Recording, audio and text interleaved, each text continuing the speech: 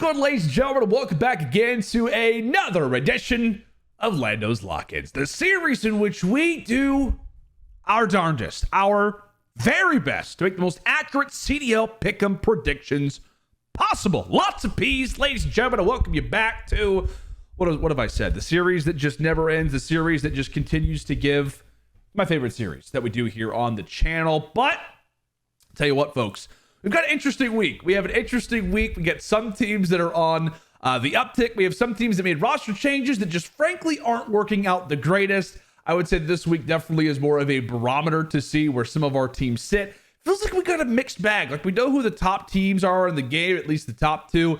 Feels like from there's definitely a shift that is at work moving into major number 3, or moving into the OPTIC Texas major, as I should phrase it. If you are new to the channel, do not be a stranger. I love to hear your guys' thoughts down in the comments. This is very much a back and forth series. I love to hear what your guys' thoughts are on these games. Let me know if I'm faded. Let me know if I'm onto something. I would love to hear your guys' thoughts because we are always trying to make that record look better. And as you see it below me, we are 58-40 on the season. Would like it to be better. I would like it to be much, much better than where it stands for right now. But we're taking a look back at week number 1. What did we do right? What did we do wrong? I always forget to take a look at our prior matches. But I don't know. It feels like the writing's on the wall. Like we had a good idea of some of our W's going over the ones that we got right. By the way, perfect investment of the double boost points.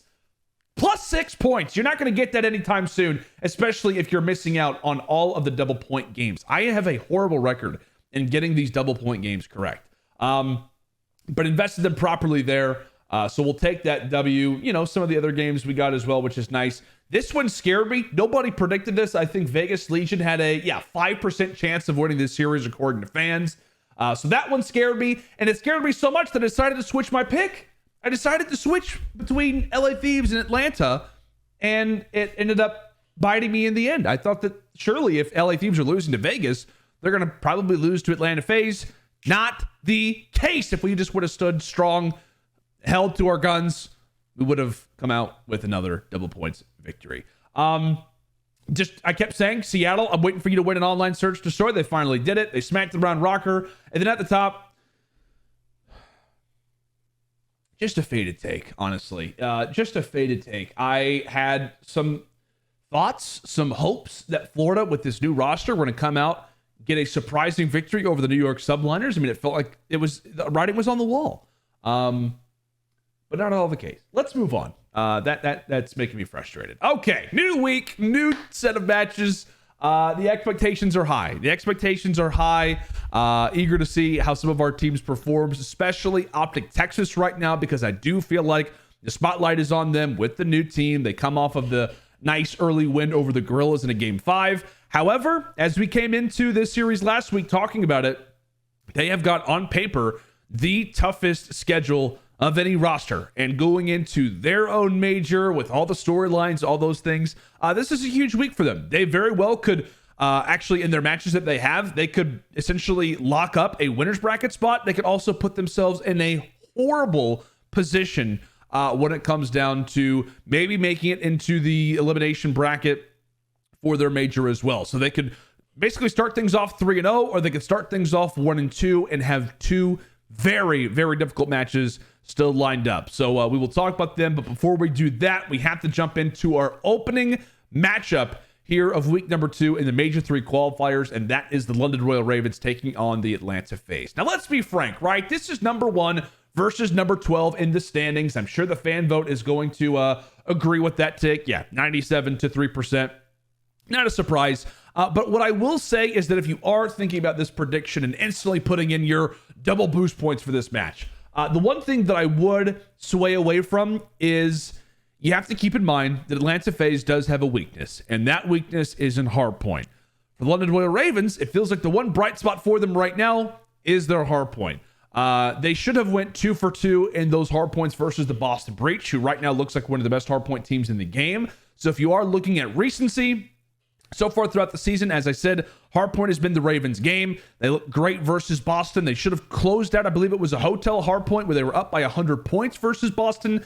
They lose that, they choke that, and then they end up losing the series because of it. So I would definitely be looking out for the Ravens when it comes down to HP. If you're thinking about, oh, it's got to be a 3-0, I would hesitate because of that reason. Also because Atlanta FaZe, this could be a big opportunity for them to test their map pool. I think that is something to always think about if you are, thinking, oh yeah, surely it's going to be a 3-0 victory. Lots of times top teams will decide at this point to test the map pool out a bit, get ready for the upcoming major, even for champs. We've seen Atlanta FaZe talk about that as early as like Major 2 back in Cold War. So with that, I am going to go ahead and go for my prediction here. I am going to say it is going to be a 3-1. Given the fact that you have two things going on, as I said, I believe that London could definitely contest in the hard points. I'm also thinking about the fact that Atlanta could be testing on the map pool. So I think one of those two things happens where either the Ravens come out, win an opening hard point, or if Atlanta looks great in the hard points because they decided to choose an off control or a untypical S&D, the Ravens could potentially strike. This is a team that is very, very hungry to try to get on the board because it just feels like things are not rapidly improving over there. They also do have a very tough schedule throughout the rest of the qualifiers for them. So if they can smell success in any way, they're going to try to run with it. As I said, I think it goes to 4. Atlanta takes it there. Let us move on to what I believe actually out of our opening day of matches. I believe this one should have the double points personally.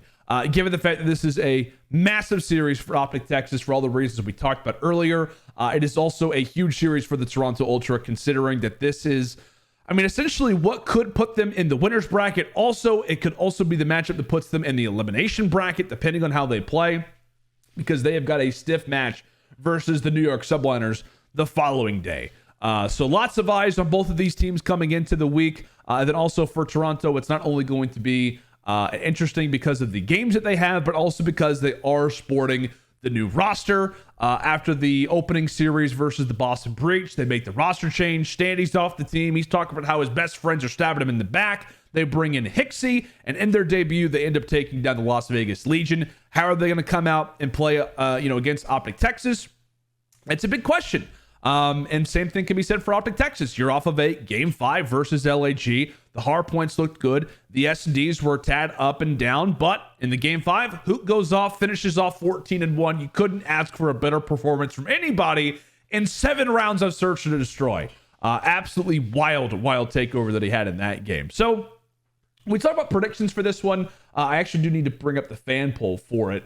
77-22. Obviously, it's an OPTIC series. They're always going to be more favored in the green wall for that.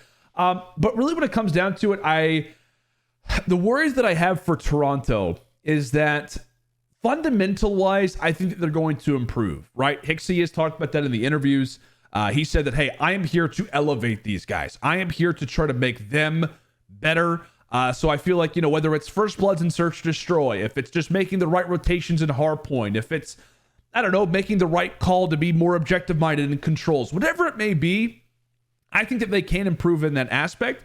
At the same time, for the Ultra, the worry that you potentially do have is that by having a player like Hixie, who is there to essentially highlight the other three, what happens if the other three have an off series, right? What happens if Kleenex doesn't have a standout performance? Can you rely on Hixie to pick up the pace? What happens if Scrappy has an off game versus one of the top teams in the game? Can you rely on Hixie to pick up the slack?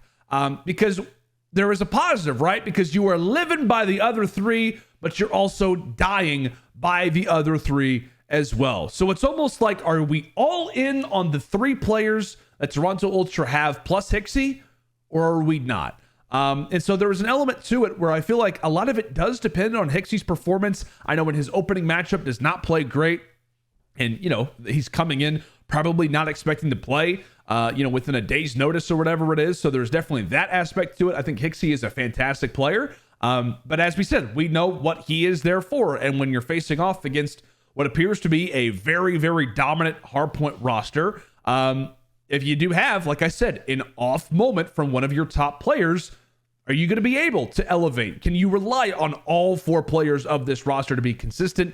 At times, I think that Toronto looked fantastic. There are also times where I'm like, you know what? This isn't the greatest, this isn't the level that we expect from a team like this. And so there have been doubts about the Ultra, can they contest against the LA Thieves, the Atlanta Phases of the world, et cetera, et cetera.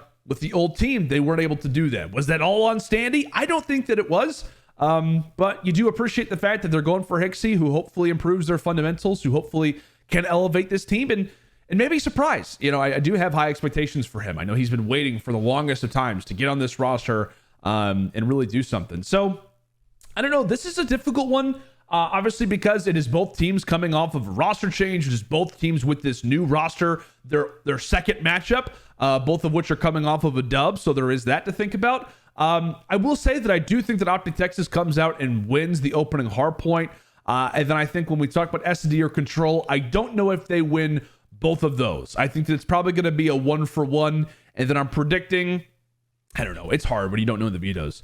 But I'm predicting that maybe Toronto could come out, win a close game 4. Maybe Scrappy has a pop-off hotel hardpoint, for example, or I don't know, whatever it may be. And then I think that OPTIC does come out and win the Game 5 Search and Destroy. So I think it's going to be back-to-back Game 5 victories for OPTIC Texas. I am going to give them the victory here. But I will say that I don't feel like super confident in that choice. I very well may decide to switch this one at some point, depending on if my mood changes or if I see something that makes me think otherwise for Toronto. Like I said, it is a huge week for the Ultra Boys, and they desperately need a W. They desperately need to go at least 1-1 this week. Let us move on to the final match of Friday. That's between the Boston Breach and the LA Gorillas. This is a rematch from Major 2, where Boston 3-0'd the Gorillas in front of their own home crowd. That is the Boston crowd, obviously. Really for Breach, right? The first week with Beans went pretty well. Like, you finished 2-0. You definitely had your shaky moments, right? Beans did not play well in their opening matchup, which, does have to be highlighted a bit versus the Ultra. Came out a little flat. Regardless of that, Breach still walked away with it in a 3-1. Versus the London Royal Ravens, they should have lost that series. I'll be honest. Like, they should have lost that series versus the Ravens. They were down 100 points. They made a crazy comeback in the hotel. Hard point. They lose the game to S&D. They look great on the LSCLO. I think it was Nero who took over. They drop a Mercado hard point, and then they clutch up in a game 5 on Embassy where Beans was that guy. So, granted, do you have a great looking record? You absolutely do. But when you're facing off against this LAG team, I don't know if that same stuff is going to fly. I feel like right now for the Gorillas, I mean, it's another huge opportunity for them to finally get a W versus a top team in the game. You and I have chatted about this, folks, about how for the Gorillas, it feels like they just constantly come up short against the top teams in the game. They had their victories in the Major 2 qualifiers where we were loving life. We were loving them. They lose that series versus Atlanta FaZe. They drop back-to-back games versus Toronto. They lose a 3-0 to Boston. They lose a game 5 to OPTIC Texas. It just feels like they consistently are dropping these big games where they're put in opportunities to walk away with W's. And so this is another huge opportunity for the Gorillas.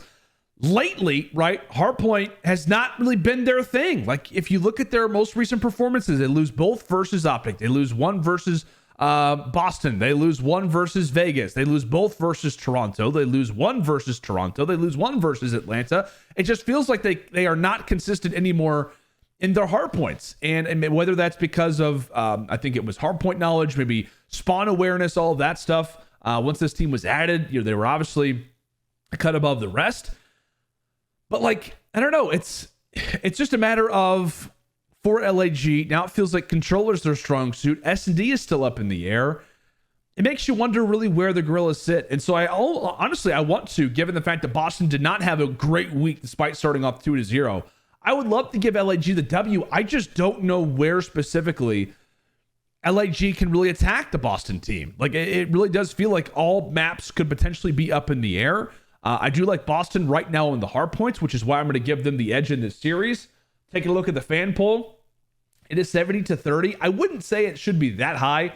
I'd say it's probably more of like 60-40 when it comes into predictions for it. But given the fact that LAG are just not looking amazing lately, and then given the fact that Boston have technically started off 2-0, I do understand the numbers. But I think that this has the chance to be a closer series than it looks. However, I am going to say it is a 3-1. I don't know. It just feels like for Gorillas, like, if they're not winning hard points, can you rely on them to win Search Destroy? Sometimes yes, sometimes no. And then in Control, they look great, lately, but is that going to be a consistent one for them? LAG, just to me, one of the biggest question marks right now going on in the league. We'd love them to kick off the Major 2 qualifiers because they were the best hardpoint team in the game, it appeared. And then they just all of a sudden are not great at hardpoint. They're getting a little bit better at control overall. And then the S&Ds, it feels like sometimes they're winning them and sometimes they're not. So I don't know. It's a hard call. It is definitely a hard call right now for the Gorillas. We'll see as time goes on if they can be a more consistent, more complete team. It just feels like their identity is constantly changing and we don't know how they're going to look as time goes on. But I would not be overly confident in Boston Breach right now, even though I'm giving them the W. I am very worried about that choice. Let's move on to our next game. Toronto Ultra versus the New York Subliners. I will already say this one is a hard one to call. Obviously, Ultra will have just played that series versus OPTIC Texas. We'll have a better idea of where they sit once that game is over. But for New York, right, they started the qualifiers off 2-0. This is going to be a good barometer series for them right now after finishing top 8 at Major 2. It should be a good test to see where they stand. You know, they take down the Minnesota Rocker in a revenge game, win that in a Game 5 round 11 versus them. They move into that matchup versus the Florida Mutineers, who just did not look complete at all. 3-0 smack them. That was really the end of it. But this is going to be a good test for both of these teams to see where they stand. And lately for New York, I've had a hard time trying to figure out, like, you know, do they deserve to be technically, on paper, the third best team in the game? Like, if you're talking about LA Thieves, if you're talking about Atlanta FaZe, who is leading the tier below them? I chose New York, but I don't know. It was a hard choice to make. And I feel like this series could cement whether or not that is actually the truth. Now, when it comes down to predictions of this, I'm going to go to the fan vote real quick. 64-35. I don't know. Like, I definitely can see an opportunity where Toronto could win a series like this, but at the same time for New York, it just feels like this is a team that can really win any game mode right now. They've won 3 of their 4 last controls. So far, they've been looking much better in Search Destroy, which again was a massive emphasis considering Major 2, they did not win a single S&D in that tournament. So it feels like the S&D has improved. And then in Hardpoint, they're typically very, very solid when it comes down to their HPs. So it's going to be a tall task for Toronto. And I am going to say that this one does go the distance as well. I think this is another heartbreaking loss for the Toronto Ultra fans, but I think for the New York Subliners, it's just hard not to go with them. It's hard to not side with the New York Subliners. I think that this will be a close series, obviously, given the scoreline. And I do feel like Ultra are going to put up a very good fight. I just think that they are still missing that one piece. I think they're going to have their moments where they look fantastic, but I just do worry on whether or not the other 3 can elevate and take down what I believe are 2 top teams right now, probably around that A tier. Obviously, I have New York there. We talked about whether or not OPTIC Texas can sit there or not, etc. Very, very tough start for the Toronto Ultra. Making a roster change in the middle of the qualifiers is typically never easy. And I think that when it comes down to this week, they're going to leave it being like, okay, we really need to work on our Search Destroys. And then they've got a 1-3 record with their last matchup being against the London Royal Ravens. So let's go ahead and take a look now at our next matchup. That is the LA Thieves versus the Seattle Surge. Now, if you were to come in to this week, I'll say this, if you were to come into Major 3 and say, what the result of this match is, I'm going to say it's an LAT 3-0. But after the Surge just absolutely dominating the Minnesota Rocker, I really don't know how to call this. Like, I don't know how to accurately call where I see the Seattle Surge right now. I know it was Miles hilariously made a joke like, okay, Seattle, they won their first online Search Destroy, and now they're going to win champs. It just feels like the highs and the lows for this roster are absurd. I have gone on the record multiple times, talk about Seattle saying that I think this is probably going to be their last chance together. And this would be a good matchup to see where they really sit when it comes down to that. Is Seattle really back? We're going to find out after this matchup is over, which I think should be a fun one. But obviously for Seattle, biggest impact, biggest emphasis has been their Search Destroys. It's been their S&Ds, whether or not they can win them or not. Of course, they take that S&D versus Minnesota, won a very clutch hard point on the Hydro. From there, they absolutely rolled. And that's really, I think, more of an emphasis on Minnesota than maybe it is on Seattle. Rockers not a great Search Destroy team right now. They take them to Fortress, where Minnesota is not comfortable on lately. So I think it is a big W for Seattle, but I do think that they were facing off against a Rocker team that is just currently out of their element right now. This will be the actual test to find out whether or not Seattle Surge is truly back, considering the fact that obviously for the LA Thieves, they're off of the massive W. Massive W versus the Atlanta FaZe. The one time that I do not back them is the one time they end up beating FaZe, for the reasons that I had laid out. They had that shaky series versus the Las Vegas Legion, which did make me doubt, obviously. They won the opening hardpoint, and then they just go on to lose 2, 3, 4. It definitely maybe have my doubts. I think there is something to say about LAT obviously being in an online atmosphere. I also do wonder too, like, if the Thieves kind of face off, or they kind of play to their competition, like they kind of relax a bit when it comes down to the online atmosphere. And with that being the case, sometimes they just don't have the games that you'd expect them to. And then when they see that big matchup on the schedule, they focus up, they ready up, and maybe that's how it works. I'm not exactly sure. But when it comes down to predictions for this one, the Thieves have lost their last 4 search destroys. However, they have faced off against the 2 best S&D teams in the game right now. That being Atlanta FaZe, undoubtedly, and Las Vegas Legion, who is obviously up there. So there is that element to think about it. So if we are thinking about, recent search destroy, Seattle have won theirs. LAT, they've lost their last 4. Okay, there's the window of opportunity. I wouldn't say so. I think the S&D is definitely still up in the air when it comes down to this match. Regardless if Seattle are on a 1-win streak and LAT are on a 4-loss streak. I don't know. I'm strictly going to go off of the fact that this is just a very, very tough match to predict across the board. I am going to say that it goes to a game 5. I've got a lot of game 5s this week. But I do think that the Seattle put up a good fight. Like, I think there's very much going to be this back and forth type of contest. I don't think that Seattle 3-0 Minnesota and then instantly just get walked all over by the LA Thieves. I don't think that's how it's going to work. But I think the Thieves come out with a clutch game 5 W. I think that they finally are able to walk away with an S&D. I think they look good in this series overall. And Seattle proved that they are, I don't know, maybe back. I think it's still up in the air. It's a very hard prediction to make on what's going on with Surge right now. But I think that Seattle put up a good fight. LAT still win it. But it is in a game 5 fashion. Let's go ahead and see our next game. That is the Florida Mutineers taking on the Boston Breach. So for Florida, first match this week, they started things off 0-2, 0-6 in maps.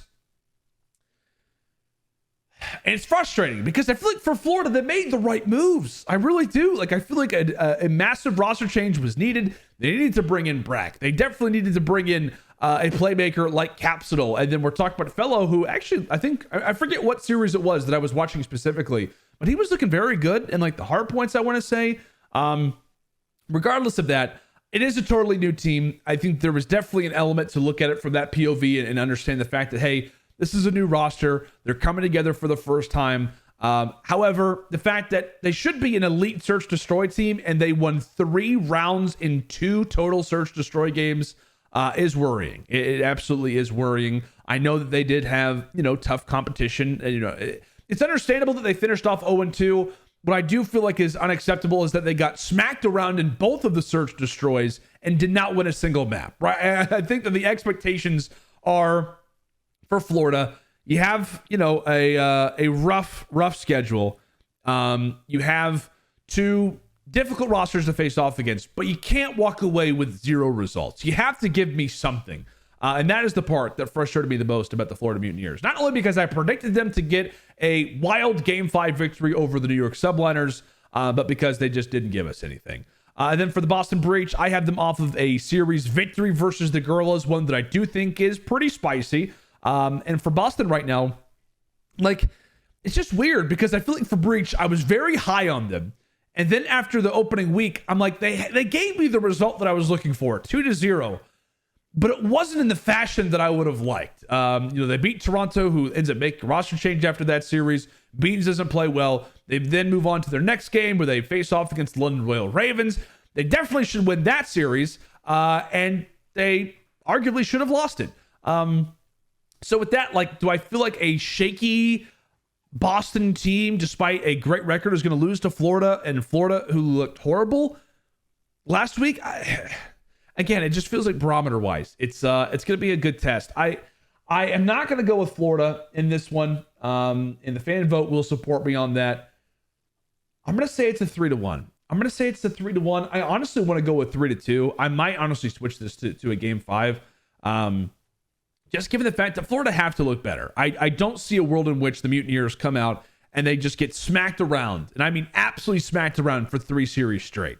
At the same time, for Breach, I don't know. It feels like you do have 2 conflicting stories here. You have Boston, who has the record. You have Florida, who does not have the record. One team who I think is going to be playing better. Another team that I think could be a little overrated based off the record right now, too. So I think there is an interesting contrasting style here.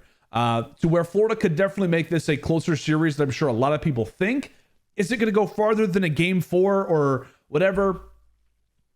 I don't know. I'm going to stick with the game 4 for right now, but I would not be surprised if we come back next week and I say that it goes to a game 5. I just feel like there's still something with the Mutineers, even though they did not give us anything in their opening 2 matchups. So Boston, massive week for them. If they can beat the Gorillas, if they can beat the Florida Mutineers, which they are favored in both of those games, they can kick things off 4-0 with their new roster. I'm predicting them to do that. However, I do feel like it is going to be I've got 4 games here, maybe 5 games. I feel like every map they play is going to be close. So they're going to have to really work for that 4-0 record despite the schedule that they've got. Let us go ahead and see our final matchup here of Saturday. That being the Atlanta FaZe versus the Las Vegas Legion. So for Atlanta, right, coming off of the victory versus London Royal Ravens, that of which I said Hardpoint could definitely be tested. They're probably going to be testing out the map pool. Now they get to work on their search destroy. As I said for Atlanta, it honestly is a great opportunity for them to test the map pool again. You're facing off against a solid Hardpoint team. You're facing off against a very solid S&D team. This is your chance to figure out where you sit, to work on the maps you're not great on. See how the opposing side is doing in game modes that they prefer. And I'll go ahead and just get this prediction out of the way. I know the predictions are going to be wildly in favor of Atlanta. I think that this is going to be a 3-0 for FaZe. I think for the Vegas side, I do like the new addition in 2Real. I feel like he is a great piece for them, obviously. He obviously had some great moments when it came down to the controls. It feels like they might have that pop-off player right now. My only doubt, I think, when it comes down to it, is that I feel like Atlanta FaZe are going to be in a much better form when it comes to the hard points. I liked them in the opener.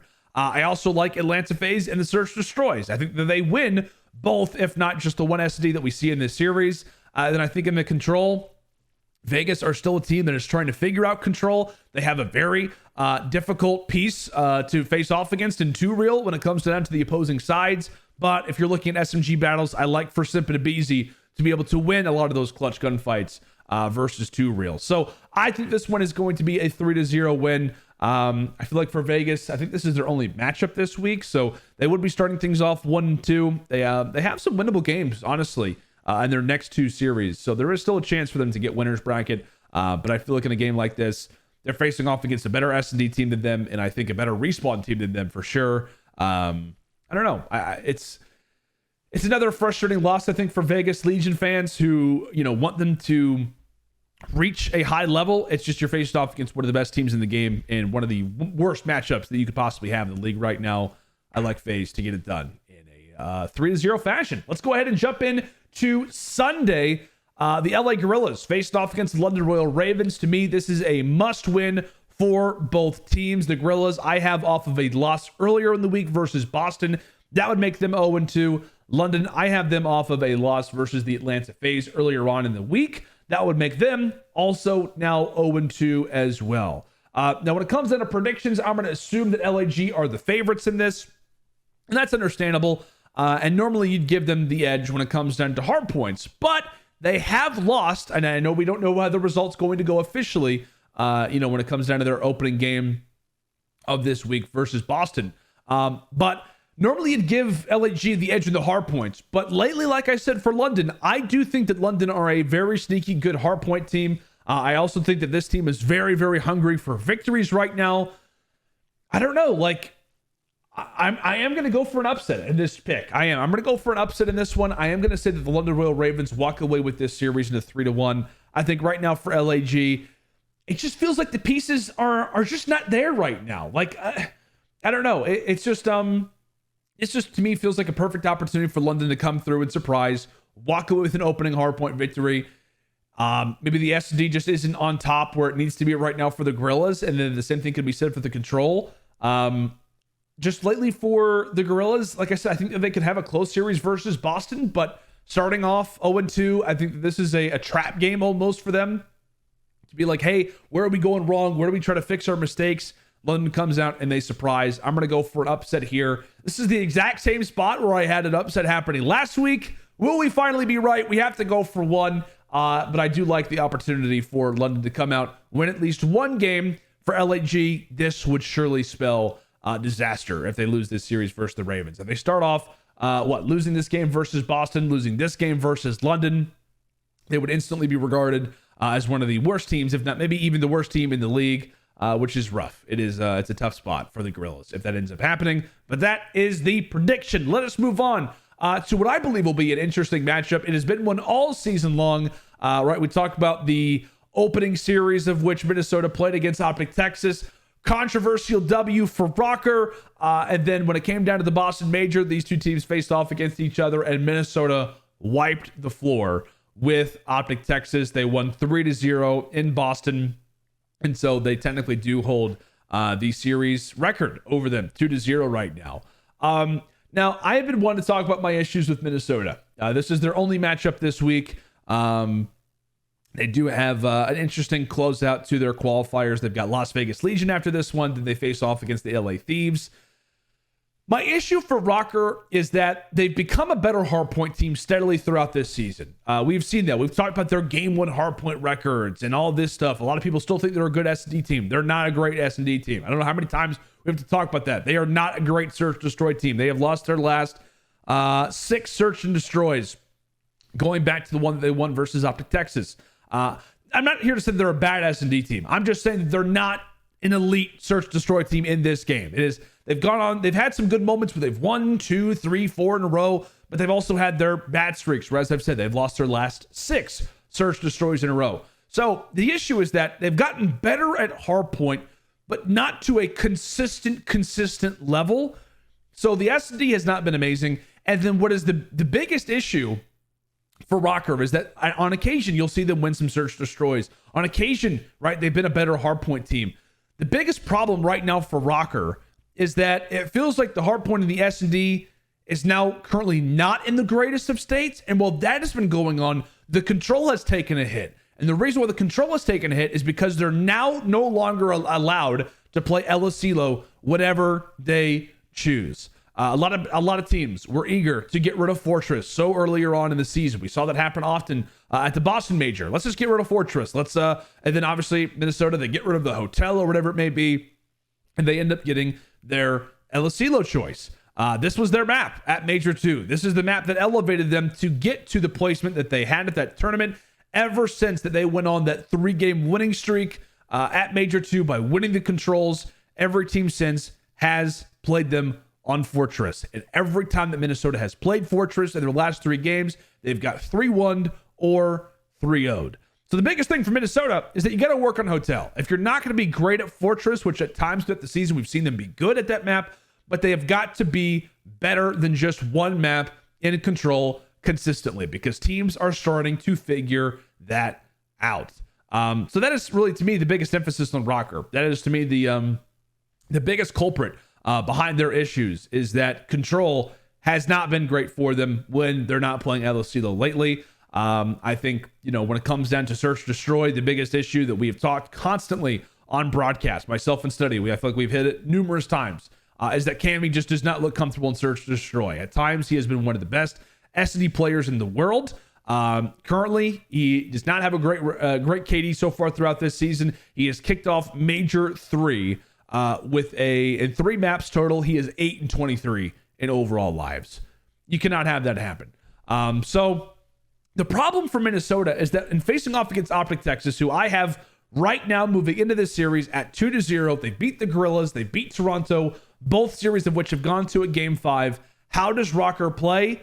The biggest issue is that I feel like you're almost facing off against a better version of you. I feel like OPTIC Texas will be a better hardpoint team. I think they have the capability to be one of the best hardpoint teams in the game. That's an issue for Minnesota.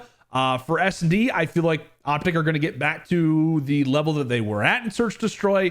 I know that Illy was the playmaker for them, and technically OPTIC in their opening matchup didn't play maps of which are unbelievably sniper friendly. I know Mercado technically is, even though Ghosty didn't bring it out. However, I feel like OPTIC are going to get better at S&D. And then in control, like I said for OPTIC, just don't play Minnesota on LSCLO and you stand a very good chance, depending on what that map would be. If we're talking about, Fortress or whatever it may be, because I know that OPTIC Texas, their vetoes are going to change. They've had a lot of new rosters coming through Major 2 that did not play well in control. They played pretty much every map, and they are technically, since Major 2, they're 1, 2, 3, 4, 5. They're 1-4 in control. So I feel like for OPTIC, the choice is pretty obvious, right? We're not great in control lately. Minnesota is only good on LSCLO control right now. Let's get rid of LSCLO and choose between Fortress and Hotel. Depending on how the vetoes go, if Hotel happens, that's another story. But if it is Fortress, I would actually support that decision if you're OPTIC, because we're talking about a team that is unbelievably talented when it comes down to slaying.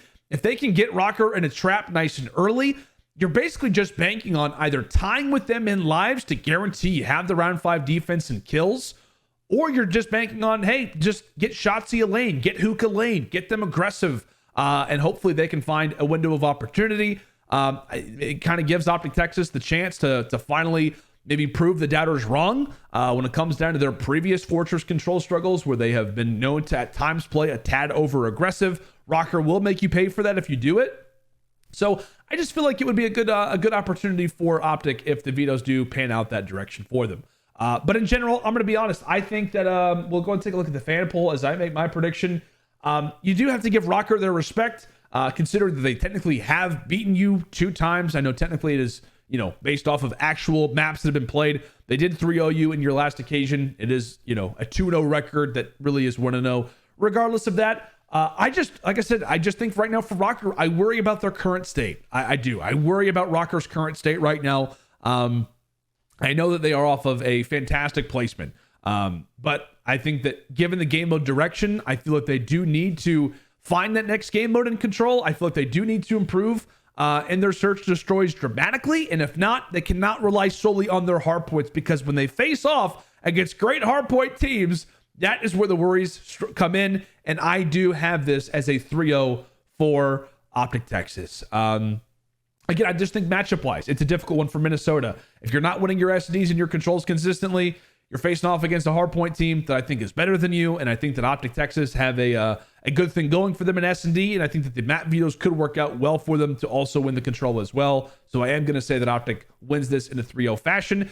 There is also a very good chance that Minnesota comes out knowing the issues that they need to solve. They've been working on those. They come out, they play well. That is, obviously a very high likelihood that could be the case. When we talk about matchup wise, I'm excited to see obviously Shotzi facing off against Shotzi and Hook facing off against Afro and Bance. That's going to be a very, very fun, series to watch. A very good hardpoint layout to watch how that ends up going down. And then when it comes down to the ARs, I think you definitely would favor OPTIC Texas right now, given the fact that Cammy sometimes is great in hardpoints. It feels like an S&D. He's been lackluster. We'll see how it goes. But I got 3-0 for OPTIC Texas. And then moving into our last matchup here of our Major 3 qualifiers, it is the Seattle Surge facing off against the Florida Mutineers. Battle of the Seas? That's what we used to call it. I don't know if that still applies or not. Regardless, for Seattle, this is a huge match that they have versus the LA Thieves. I do have them losing that game versus Thieves. And if they do win that, then obviously you like their chances to beat the Florida Mutineers right now, who I currently have listed at 0-3. Florida, for their sake, I do think that they have a chance to put up a decent fight. The issue is that if Florida does not play well, right? If Florida does not play well versus Boston, if this is not a relatively close series, and I have this as a close 3-1, so I am slightly optimistic that the Mutineers can be good. The issue for Florida is that you come into this matchup versus Seattle, of which Seattle, they realize, hey, we got to win this game. Like record-wise, winners bracket-wise, we have to win this game. The problem is for Florida, if they just don't have any momentum, they're starting things off 0-3, possibly what I have listed as 1-9 in maps. If Seattle come out, win the opening hardpoint, I just worry for the momentum. I worry for just in general, the vibe of Florida, because it's a new team. It is very important for a new roster to see early success, because if not, the honeymoon period has instantly been spoiled. And I don't know, like I just, from a record POV, I mean, obviously Florida should be good at S&D. Like, they should at this point be able to win search destroys. And I think versus Seattle, who are still up in the air when it comes down to S&D, we'll see if they do improve moving into week number 2. I think there's a chance for Florida to strike, but I just don't see it being enough. I really don't. I don't see Florida being able to strike enough to be able to force this to an upset or to send this to a game 5. I think that at best this is going to go to a game 4, and that's the way that I'm going to predict this. You guys can see the fan vote here, 80% going with Seattle Surge, and I would probably go with that as well. For Florida, I don't know. It just feels like right now their element of surprise is gone. I hope that they come out and play better in S&D. They're definitely going to need that versus Boston Breach, and I think there is a chance that this team will start to figure things out in that way. But face off against the Seattle team, who, as I said, I think will look good versus the Thieves. I don't know if they're going to win that series, but if they do, you definitely like them to beat Florida. I still think that they look competitive enough that we think very highly of them still moving into this matchup versus the Florida side. So that is the way that we're going to end up predictions for this week. We're going to go and press save on those, and that's the way that we're going to roll. Like I said, some hard games to call. It feels like there's an opportunity for some very tight matchups, but right now, I tell you what, like, there's just some games that I'm like, I don't know. Like, there's one team that has a great record, but I feel like has the chance to lose, and there's some teams that I feel like the record does not look great, and they have everything to prove. But as I said, a huge week for a number of different teams. To me, as I said, the spotlight is on OPTIC Texas moving into their major with the new roster change going down with Ghosty, 2 big games versus Ultra in Minnesota. And I feel like they actually are able to finish off things 2-0 this week. That would make them 3-0, probably guarantee winners for their major. And they've got New York and Atlanta to face off against. So it very much is a make or break week for OPTIC Texas specifically. But that is the way that I'm going for predictions when it comes down to them. But guys, feel free to let me know, where did I go wrong? Where did I go right? Get involved in the comments of this video. I would greatly appreciate that. I hope that you guys are enjoying the content, and make sure to stay tuned for some more interesting stuff that's going to be hitting the channel very soon. I promise you guys are going to enjoy that. So with that, I got to get to rehearsals. It's getting ready to start. But thank you guys so much for checking out this video. I'll see you all back on the channel very soon.